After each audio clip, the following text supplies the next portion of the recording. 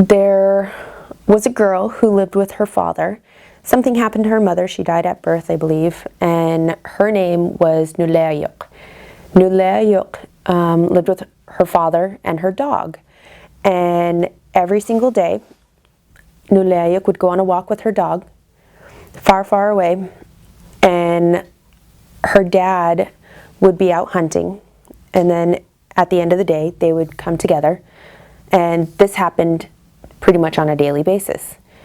And while the father was out hunting, something happened to him, and a man came across him and basically had to save his life. And he told the man, I owe you everything. I owe you my life. Name your price and I will give it to you. And the man said, well, I have 3 sons and they're of age to marry. And do you have any daughters? And the man said, yes, I have the most beautiful daughter in all of the land, which he did. His daughter was the most beautiful woman. And her too, she was also of the age to take a husband. Now, he promised his daughter to marry one of the man's 3 sons.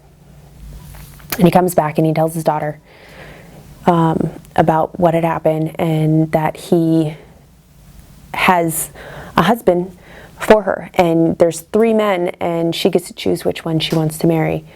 And she said, absolutely not, Naomi, not going to happen. She was Nulayuk. She was one without a husband. And he got really angry with her. And every day, for a few days, he told her the same thing. You have to marry one of these men. And every day, Naomi, not going to happen. And then finally he became furious and he demanded, you are marrying one of these men. And she said, okay, let me tell you the truth. My dog is not really a dog. My dog is a shapeshifter. And every day that I walk off, I go to our house because we have a house.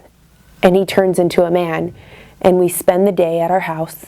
And then at the end of the day, so that you are not alone, we come back here. I love my dog, my husband, the one who is a shapeshifter. And he was absolutely furious with that answer. He was completely furious with her. And he thought, what am I going to tell this man? My daughter has a shapeshifter as a husband, and that's absolutely taboo. You do not marry shapeshifters. And so he thought really hard about it and decided, okay, I know what I'm going to do. So what he ended up doing was he convinced his daughter to go in the umak with him out into the Tarayok, out into the ocean. And as they're paddling out there, I forgot to mention, at that time, there was absolutely no sea mammals in the ocean. Everybody was hunting from the land. When they were paddling out there, he said, the only way I can explain to this man that you will not marry any of his sons because you are married to a shapeshifter is if you're dead. So as they're paddling out there, he told his daughter, the only reasonable explanation that I can give to this man is that you died because it's taboo for you to be married to the shapeshifter. And her, being stunned, didn't know what to do. And what he did was he picked her up and he threw her over the umak. And she started to drown in the Tarayok. But she clung onto the sides of the boat. And as she clung onto the sides, he pulled out his savik, his knife, and started to cut away at her fingers, one hand at a time. And then as she drowned to the bottom of the Harcharek, okay, her fingers that were still letting off blood, that blood became our sea mammals. It became the nanok, it became the orok, it became ivek, it became all of our sea mammals that we hunt today.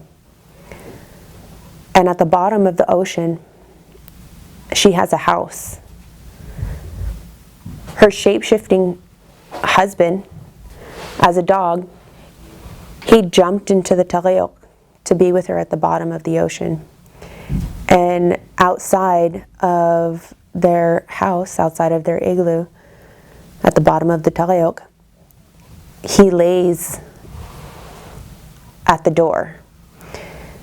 And anytime somebody does something disrespectful, let's say during the summertime, somebody goes and catches an orok, okay, and they bring it home to butcher it, and they don't butcher it because they're too lazy, and so it spoils and goes to waste. That makes her really angry, it makes her furious. And so that's where our storms come from, because she's our sea goddess. And she gets really angry, and our waves, they crash, and they start deteriorating the land. And there's certain people who know about her, and that story was passed down so many generations that those people who knew about her at the very beginning, their ancestors today, or their relatives today, they are the ones who go out into the ocean when she's angry and when our storms happen, and they have to comb her hair and tell her sweet things until she calms down, and then she'll release the animals again. I was told that during the fall time, when we have big storms, that is when she's the most furious, because in the summertime we catch so much. You're only supposed to catch however much you need throughout the year. And if you catch more than you need, you absolutely cannot let it go to waste. You give it to somebody who might need it, or you just don't catch it all. You stop. You only gather what you need.